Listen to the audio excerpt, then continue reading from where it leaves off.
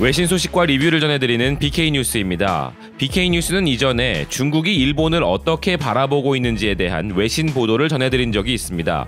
이번에는 현재 미국이 일본 아베의 친중 행동에 대해 상당히 불쾌해하고 일종의 경고를 날리고 있다는 소식을 일본의 워싱턴 파견 기자의 기사를 통해 전해드리도록 하겠습니다. 기자의 이야기대로라면 아베는 지금 일본의 국익에 상당히 위험한 행동을 하고 있는 듯한데요. 일본의 JB프레스는 미국의 정책과 반대로 가는 아베 정권의 중국 접근은 위험하다는 헤드라인으로 기사를 보도했습니다. 재미있는 것은 이 기사를 보도하는 기자가 대표적 친아베 신문인 산케이 신문의 워싱턴 주재 객원 기자란 점인데요. 기사는 중국의 군비 확장과 인권 탄압, 무역 불공정 관행에 대해 트럼프와 민주진영의 주요 국가들이 비판을 강화하고 있는데 반대로 아베 정권은 중국에 접근하려고 하는 자세가 눈에 띄고 있다며 중국이 일본을 상대로 거짓 외교를 진행하고 있고 일본이 그 술책에 빠져있는 것 같다면서 기자는 자신이 워싱턴에서 직접 체감하고 있는 일본 외교에 대한 우려를 전하고 있습니다.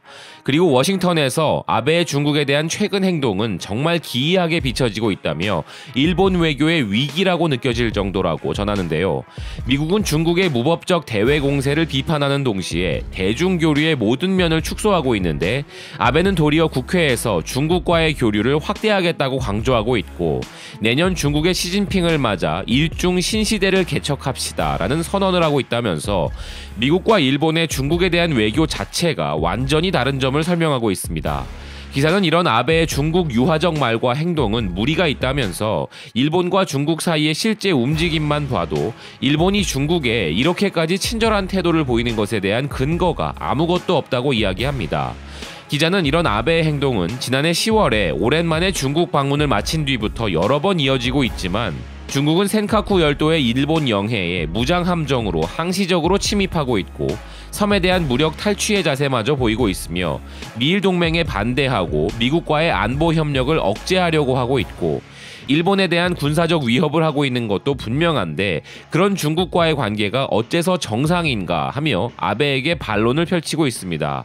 또한 중국은 국내에서 항일의 이름으로 전시 일본군의 잔혹을 가르치고 있고 지금까지 반일 교육을 바꾸지 않았음은 물론이며 시진핑은 일본과 있었던 루거우 차오 사건과 남경 사건 등의 행사를 국가 최고 수준의 행사로 끌어올려 일본의 침략의 역사를 되새기고 있다고 지적합니다. 여기에 신장 위구르 지역과 홍콩에서의 인권 억압을 하는 중국인데 아베의 중국에 대한 연설 내용은 인권 존중에 대한 명백한 배반이라고 이야기하는데요. 기자는 이렇게 인권을 탄압하고 있는 중국에 대한 아베의 친중 연설 그 자체가 중국의 인권 탄압에 대한 옹호로 비춰질 수 있다는 것을 지적하고 있는 것입니다.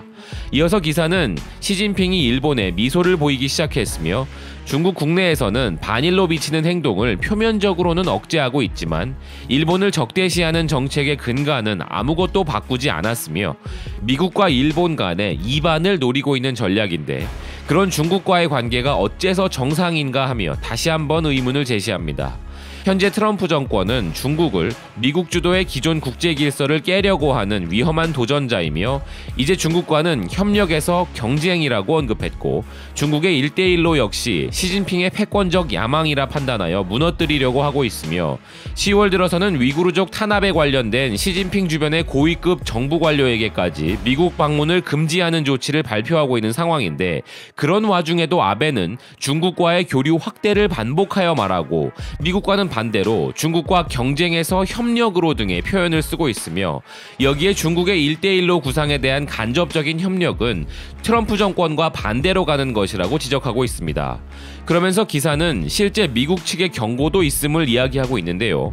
트럼프 정권의 국무부 인수의 핵심이었고 이전 부시 행정부의 국무부 수석고문이자 현 미국 연구기관 내셔널 인터레스트 센터의 선임 연구원을 맡고 있는 크리스천 위튼의 최근 논문을 그 근거로 들고 있습니다.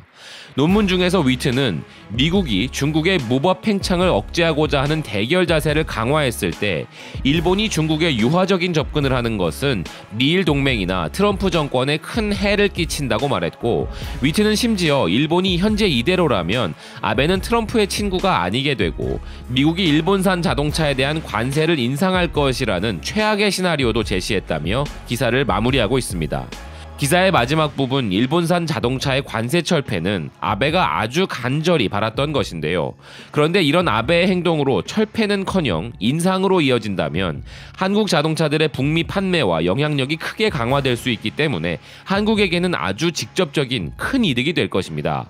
또한 일본이 최근 보이고 있는 모습들은 한국에 대한 도발을 포함하여 실제로 한미일 관계를 악화시키는 행위들 뿐이며 중국이 좋아할 만한 행동들로 이어지고 있기에 기사의 이런 지적은 단순한 기우가 아니라 정말 아베가 다른 생각을 가지고 미일 관계에 대한 재정립과 동북아 정세 속에서 다른 꿈을 꾸고 있는 것이 아닌가 하는 확증으로 이어지고 있는 부분인데요.